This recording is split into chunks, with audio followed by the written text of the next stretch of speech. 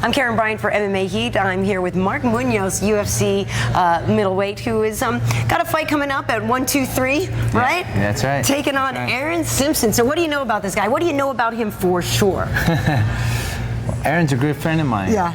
We've wrestled together in college. Actually, he wrestled at Arizona State. I wrestled at Oklahoma State. Mm-hmm. But then afterwards, we trained together in wrestling. We trained together mixed martial arts. Right. So we know each other, and we know each other well. We know, he knows my family, I know his family. So it was hard actually signing the bout agreement, but I'm in no position to turn down a fight. He's in no position to turn down a fight. Mm-hmm. You know, so we have to fight. It's just what we do. Right. And we're both exciting fighters. Mm-hmm. You know, so that afterwards we'll take each other out to eat. That's right.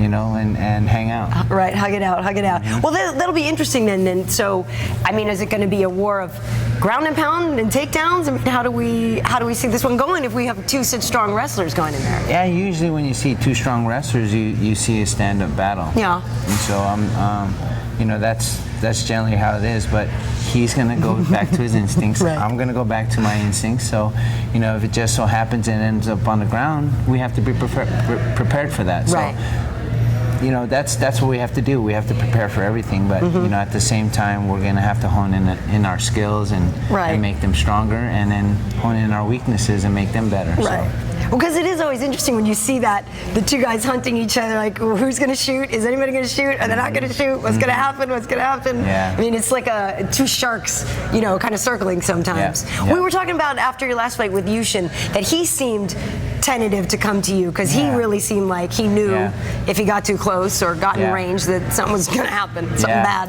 And something that frustrated me a lot was he kept the distance. But that's a part of the game, and I needed to go in and out and get the angles more, and he was quick to jab, quick to throw his 1-2 and keep me at bay, and that was his game plan. Right. He admitted his game plan, and it kept me at bay. And the times that I went in, I took advantage of it. I dropped him with my left hook, and I felt like I was pushing him, and I was trying to draw him to me so I can come in, and throw a barrage of punches. But some of the judges saw it differently. But that's what happens. If you leave it in the hand of the judges, it might not go your way. Right. So, but I'm always looking to finish a fight. I don't ever just look to points. I look to finish, and every time I throw with intent. Well, plus I remember in that one too, you were working a lot of levels, and it just really seemed like, you were plotting it out, and it was going to come at some point if you could just get in there. And he knew about my ground and pound, and he knew that he didn't want to be on the ground, so he trained aggressively to not be on the ground. And, not a dumb man. No, he's not a dumb man. He's smart. But I have to know that, and I have to, a part of being a mixed martial artist or anything is improving, and always improving. Every time you step into the cage and every time you're out of the cage, is again improving your weaknesses and honing in on your strengths, and that's what the game is all about. So the lesson from that fight, though, was about stand-up, probably about some boxing, right? So what have you been doing to improve that part of the game? I've been going back to the basics. From when I started, because there was a while where I went away from the basics, which is doing mitt work and being consistent with it and mix it in with my wrestling. Now I got a consistent schedule, and my diet is where it's at, where it needs to be. My strength and conditioning is there. So, it seems as though everything's in harmony now. My last camp, it was kind of inconsistent. There was guys that were coming in, and there were times where I would shine, and there were times where I didn't. And a lot of it was not planning. I wasn't planning my day. I wasn't eating the times that I should have ate. There are times where I went in between workouts without eating, and I feel like crap.